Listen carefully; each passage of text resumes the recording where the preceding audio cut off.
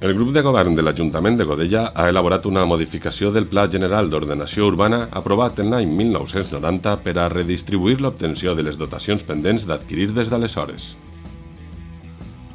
Aquestes dotacions, valorades en aproximadament 9 milions d'euros, s'aconseguiran a través de la gestió urbanística dels sectors encara pendents de desenvolupar. En cas de no adquirir-se estos sols per gestió urbanística, ens podríem enfrontar a noves sentències expropiatòries que suposarien una reducció dràstica de la qualitat de vida del nostre poble perquè podrien ocasionar el tancament dels serveis que no són competència obligatòria de l'Ajuntament, com ara poden ser esports, educació, cultura, etc., i podrien suposar la pujada d'impostos a la ciutadania per tal de fer front als nous pagaments. Esta modificació, que es pretén afrontar abans de la fi del mandat, no reclassifica ni un metre quadrat més de sòl urbà o urbanitzable.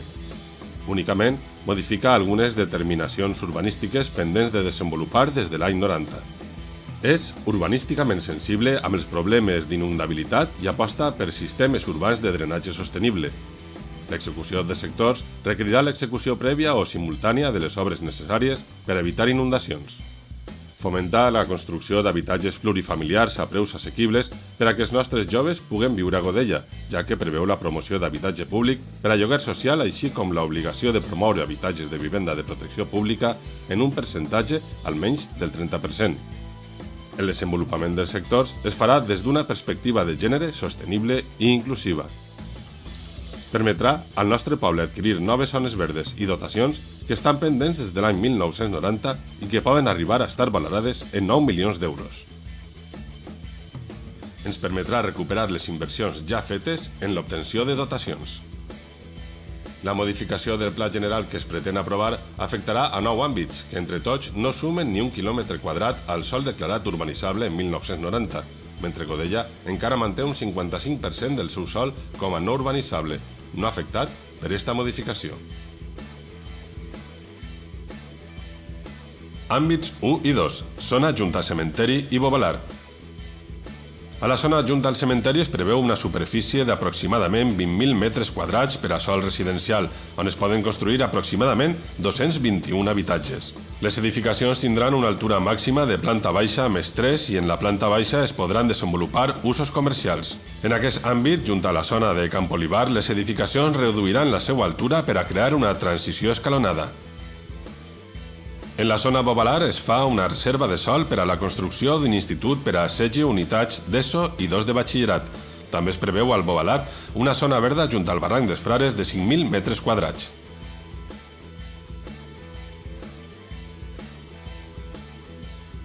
Àmbits 3 i 4. Parcel·la del sector Barranquet i parcel·la de la carretera de Rocafort. A la parcel·la del sector del Barranquet la superfície prevista és de 568 metres quadrats i el nombre de plantes és de planta baixa més 5, més un àtic que ha de quedar retrasat respecte a la façana principal. A la parcel·la de la carretera de Rocafort es preveu la finalització de la parcel·la buida de 275 metres quadrats amb la construcció de 3 adossats de planta baixa més una altura.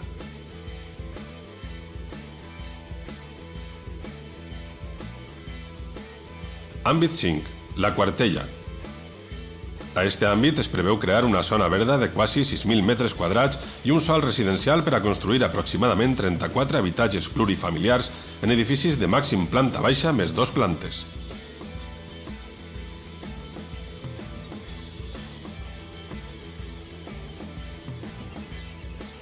Àmbit 6. La Devesa.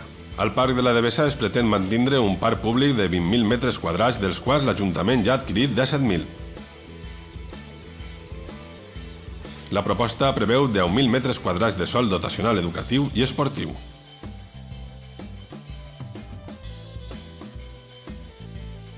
Àmbit 7. Ermita Nova.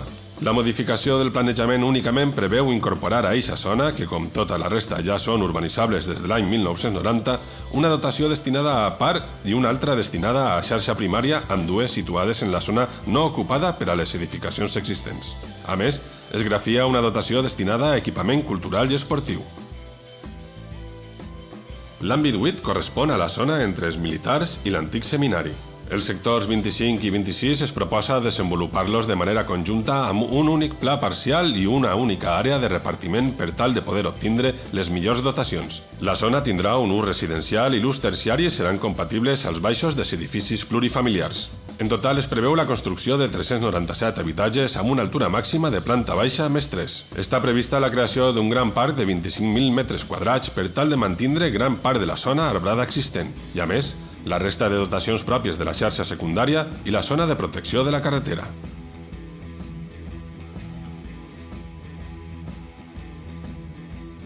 Àmbit 9. Barri de Conxeta.